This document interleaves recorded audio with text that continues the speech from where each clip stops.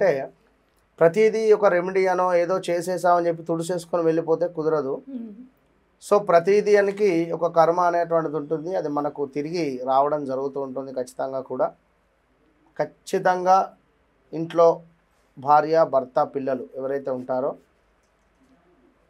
ఇక పెద్దవారు ముసలి వాళ్ళు కావచ్చును, కొంతమంది సీనియర్ సిటిజన్స్ ఉండే అటువంటి సందర్భాలు కానీ ఇలాంటి సందర్భాలలో నెగిటివ్ వర్డ్స్ అనేటువంటిది మాట్లాడకూడదు. ఖచ్చితంగా ఇంట్లో తరచూ పిల్లల్ని తిట్టడం కానీ, తరచూ పిల్లల్ని కొట్టడం కానీ, పిల్లల్ని ఏడిపియడం కానీ ఏదో రకంగా కొందరికి జాతకరీత్యా పిల్లలకు ఉన్న తండ్రికి కానీ లేదా తల్లికి ఉన్న పిల్లలకు కానీ కొంత సఖ్యత తక్కువ ఉంటుంది. చంద్రగ్రహం అనేటువంటిది కొంత ఉండరాని ప్రదేశాలలో ఉన్న, అదేవిధంగా సూర్యగ్రహము